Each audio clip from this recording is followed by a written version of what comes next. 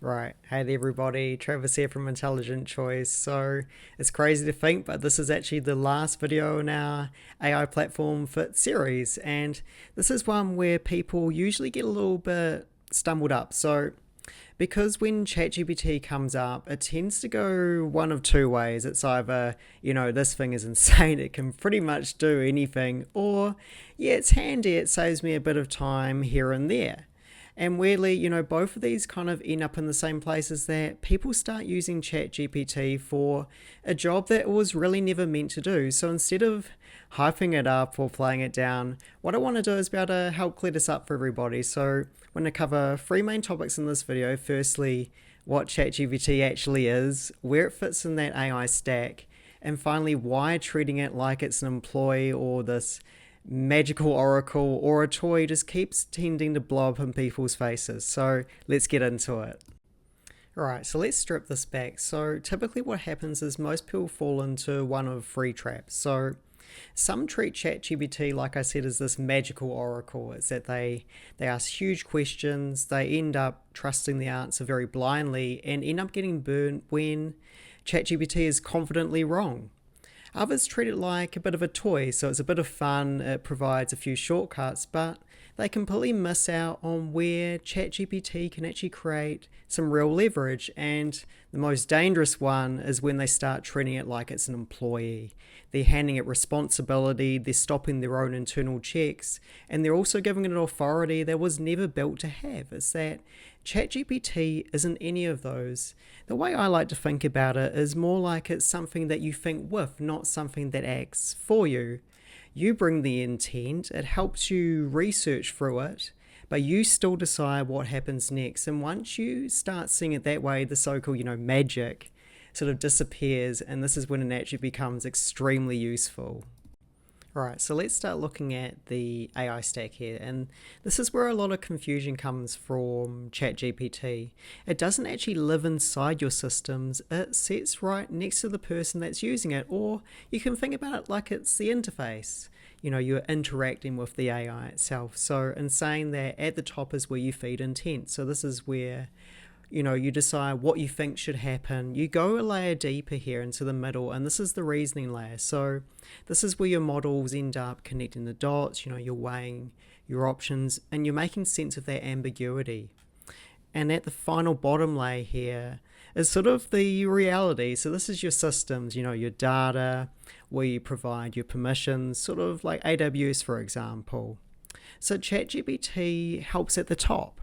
It reasons in the middle, but it never decides what's actually allowed to happen. And that's a very important distinction here, is that most problems show up when people expect, that thinking to magically turn into execution. And once you can see that separation, a lot of the sort of weird behaviors sort of begin to make a lot more sense. Alright, so when you prompt ChatGPT, you're not really giving it instructions, you're giving it intent. So what you're trying to do, what you know, and where things are still a little bit fuzzy. So ChatGPT takes that and reasons through the ambiguity, and it forms a plan. So it explains its thinking in a language that you can actually work with, but this is why it feels so intuitive. It's acting like a thinking partner, and this is probably the key, is that it gives you a map, but it doesn't give you the keys. The thinking is there, but the judgment is still yours.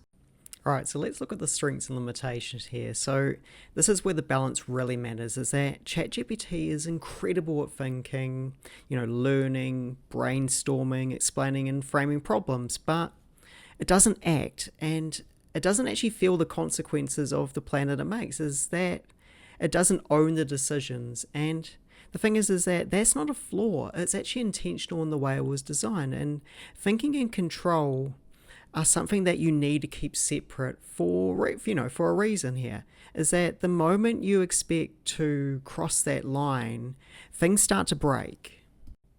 This is also where hallucinations come from. So let me frame hallucinations in sort of a easy way to follow. So a hallucination isn't a model being careless. It's the model doing its job without enough grounding or context, in other words. Is that it's trying to be helpful, but when it doesn't have the facts or the full picture per se, is that it starts filling the gaps with logic that sounds right. And that's why it sounds so damn confident, is that, and this is why hallucinations are so dangerous, is that it's not because they're random, but because they're confident. They have enough context for what it sees, but it doesn't actually see the full picture. Right, so let's wind this back to the stack end. So you've got the should and the can, and here's why that separation really matters, is that ChatGPT helps you decide what should happen. So it can propose actions, it explains those trade-offs, and can recommend next steps. But reality and your systems decide what can actually happen. It cheats against those guardrails and limitations. It requires those approvals and essentially has that final execution. So the thing is that that separation isn't a weakness. It's the reason why ChatGPT works at all. It keeps a distinction between the thinking and the control. And that's why it becomes more so of a partner you're working with collaboratively, and you go through these iterations, is that it's stronger in that respect, and instead of becoming a liability when you let it step across that line, it becomes an extremely useful tool. So when is ChatGPT actually the right tool? And this is when a human's in the loop. It's like when the problem's super messy, but also when your judgment matters a lot more than the speed that's executed at. So ChatGPT isn't here to replace decision making, it's here to accelerate it, but you bring the intent, it helps you think, and you end up making that call.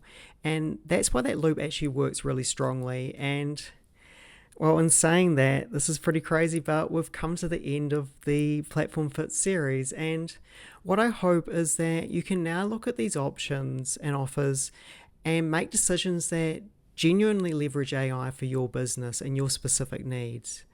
And now here's the fun part, is that the next series that we're going to move into is the building phase. And I'm really excited to show how these platforms turn into more practical and effective tools, that the stuff that you can actually, move the needle with and get a heck of a lot of value out of. And as normal, feel free to link up with me on LinkedIn there. And until the next one, I'll catch you then.